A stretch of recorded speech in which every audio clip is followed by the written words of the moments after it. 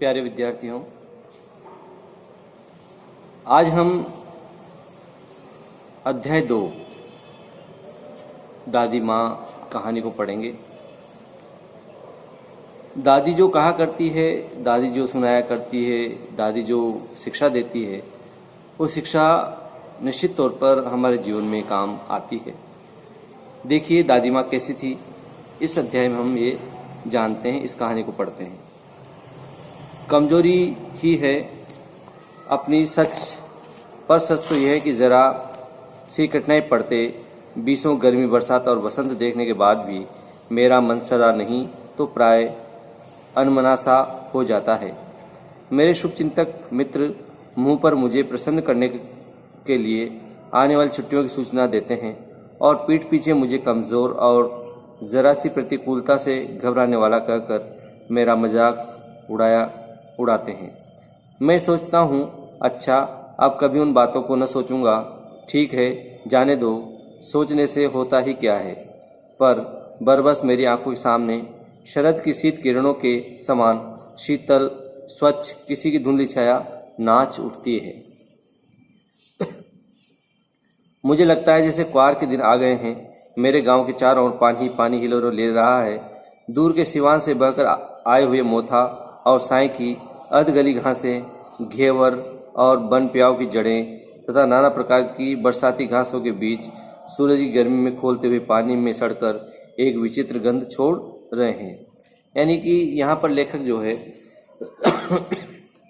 अपनी ये बात करना चाहता है कि मेरे बचपन में क्वार के दिन जब आते हैं और जब चारों ओर पानी की हिलोरो ले रहा होता है और सिवान से बहकर, सिवान एक स्थान का नाम है, आए हुए मोथा और साई की अधगली घासें, एक घासों के नाम हैं मोथा और साई, घेवर और बनप्याव की जड़ें, ये भी पानी में उगने वाले पौधे हैं जिनकी जड़ों के बारे में यहाँ पर लेखक जिक्र करता है। सूरज की गर्मी खोलते हुए पानी में सड़कर एक विचित्र गंध छोड़ रहे हैं। मतलब उस पानी जो गर्म पानी हो जाता है क्वार के महीने में, जो गर्मी शुरू हो जाती है, तो उस समय क्वार का महीना होता है और जो घास बह कर के पानी के साथ आती है तो वहाँ पर सड़ जाती है और उससे क्या आने लगती है, गंध आने लगती है। रास्तों में कीचड़ सूख गया है और गांव के लड़के किनारों पर झाग भरे जलाशयों में धमाके से कूद रहे हैं। अपने अपने मौसम की अपनी अपनी बातें होती हैं। हर मौसम का अपना अंदाज होता है, हर मौसम का एक प्रहार होता है, उसकी अपनी एक सीमा होती, समय होता है और उसका एक प्रभाव होता है। आषाढ़ में आम और जामुन न मिले चिंता नहीं। अब लेखक क्या कह रहा है कि आषाढ़ में जामुन या आम न मिले तो चिंता नहीं। अभी ये दिन भी जो वर्तमान में है, ये भी आषाढ़ के दिन हैं। अभी आम और जामुन खूब आ रहे हैं, आप लोग इसका मज़ा ले रहे होंगे। लेकिन यह कभी कहता है, लेखक कहता है कि यहाँ पर मुझे आषाढ़ में जामुन न मिले, आम न मिले तो इसकी कोई चिंता नहीं है। अगहन में चिवड़ा और गुड़ न मिले दुख नहीं। चैते के दिनों में लाई के साथ गुड़ की पट्टी न मिले अफसोस नहीं। पर क्वार के दिनों में इस गंधपूर्ण झाग भरे जल में कूदना न हो तो बड़ा बुरा मालूम होता है।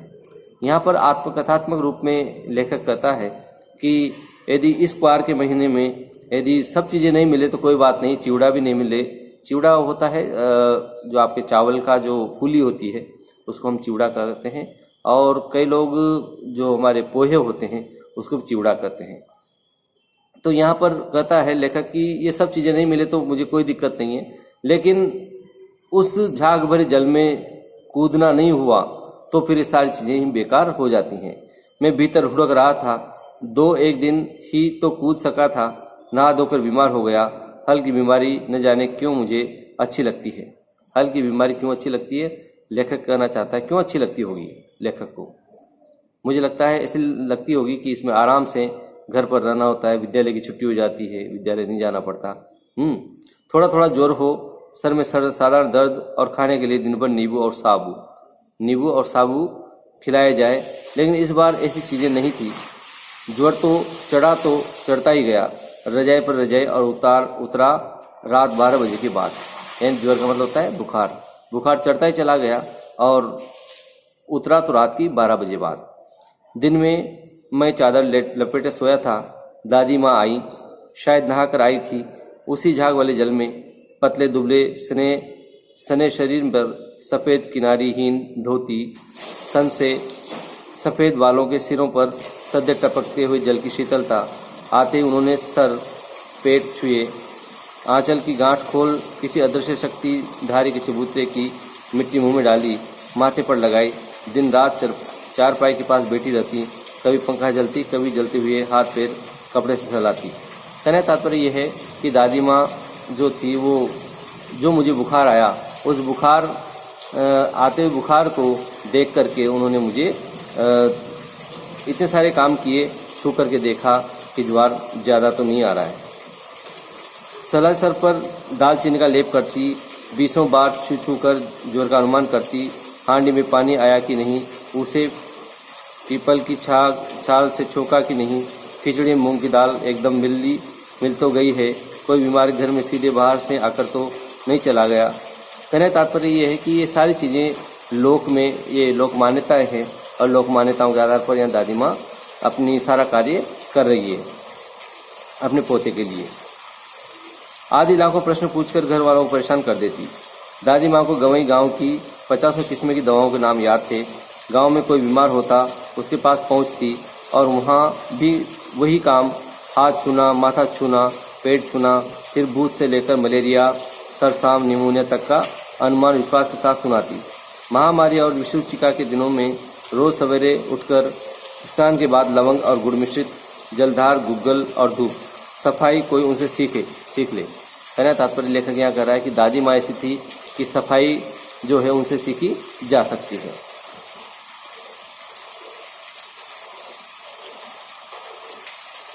दवा में देर होती, मिश्री या शहद खत्म हो जाता, चादर या गिलाफ नहीं बदले जाते तो वे जैसे पागल हो जाती। बुखार तो मुझे अब भी आता है, नौकर पानी दे जाता है।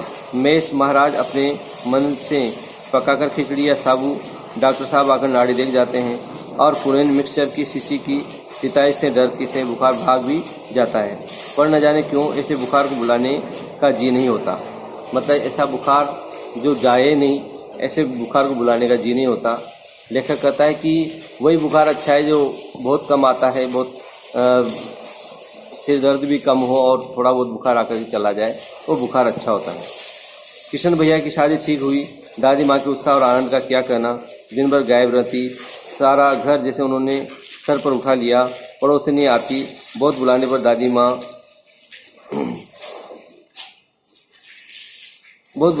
माँ आती। बहन बुरा न मानना, कार परोजन का घर ठहरा। एक काम अपने हाथ से न करूं तो होने वाला नहीं।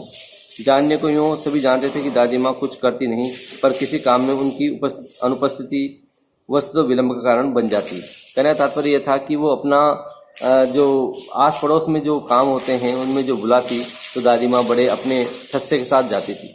जब उसको 2-4 बार बुलाने नहीं आ जाते लोग, वहाँ तक दादी माँ वहाँ नहीं जाती थी। पर किसी काम में उनकी अच्छा ही हो गया। उन्हीं दिनों की बात है, एक दिन दोपहर को मैं घर लौटा। बाहरी निकसार में दादी माँ किसी पर बिगड़ रही थी। देखा पास के कोने में दुखी रामा की चाची खड़ी है। सो न होगा धन्नो, रुपए मैं सूद के आज दे दे, तेरी आंख में तो शर्म है नहीं।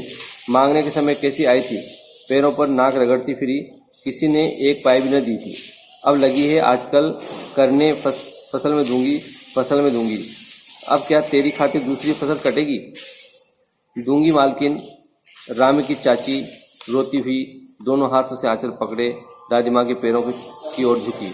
बिटिया की शादी है, आप न दया करेंगी तो उस बेचारी का निस्तार कैसे होगा? हट, अभी नहा के आ रही हूँ। दादी माँ पीछे हट गई। भाई साहब प्रणाम। जाने दो दादी, मैंने इस अप्रिय प्रसंग को हटाने की गरज से कहा। बेचारी गरीब है, दे देगी कभी। चला है समझाने। ये कहकर दादी माँ ने लेखक को दूर कर दिया, बच्चे को दूर कर दिया। मैं चुपके से आंगन की ओर चला गया। कई दिन बीत गए, मैं इस प्रसंग को एकदम भूल सा गया। एक दिन रास्ते में रामी की चाची मिली। वह दादी को पोतों, फलों, दूधों, नहाओं का आशीर्वाद दे रही थी। मैंने पूछा क्या बात है धन्नो चाची? तो उसने विवल होकर कहा, उरीन हो गई बेटा, भगवान भला करे हमारी मालकिन का।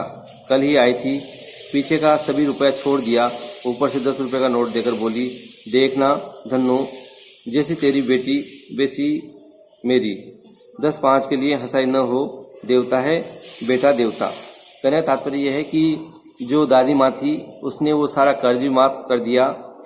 धन्नो इसका जो थी चाची का, रामी जो थी उसका पूरा, रामी की जो चाची थी उसका पूरा उन्होंने ऋण माफ कर दिया और ऊपर से 10 रुपये दिए।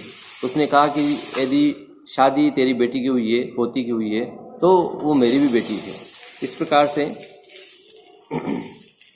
और रोज तो वो डांट रही थी। मैंने पूछा,